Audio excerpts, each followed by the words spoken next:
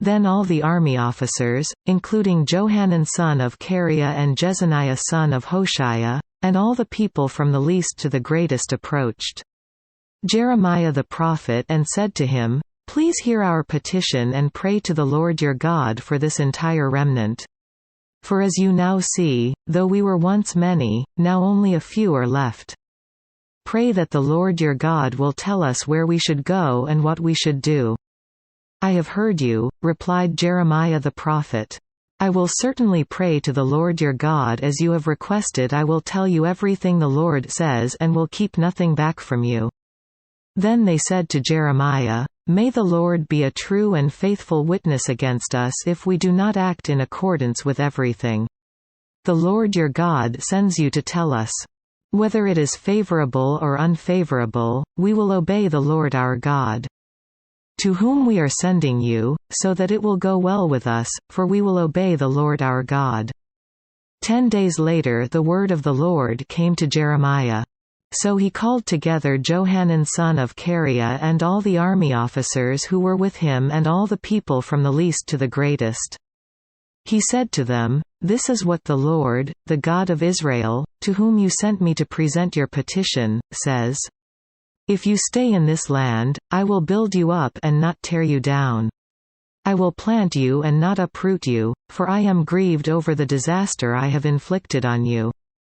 Do not be afraid of the king of Babylon, whom you now fear. Do not be afraid of him, declares the Lord, for I am with you and will save you and deliver you from his hands.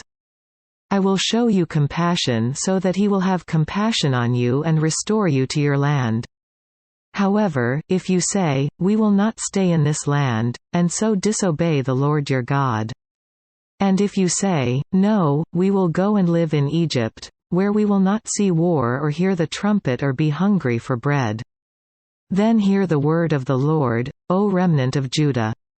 This is what the Lord Almighty, the God of Israel, says, if you are determined to go to Egypt and you do go to settle there, then the sword you fear will overtake you there, and the famine you dread will follow you into Egypt, and there you will die.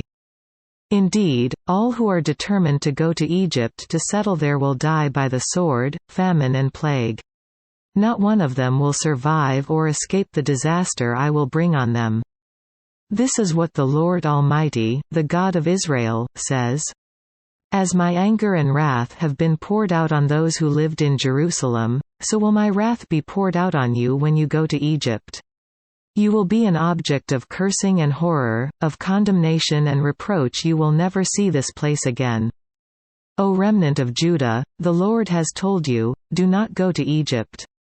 Be sure of this, I warn you today.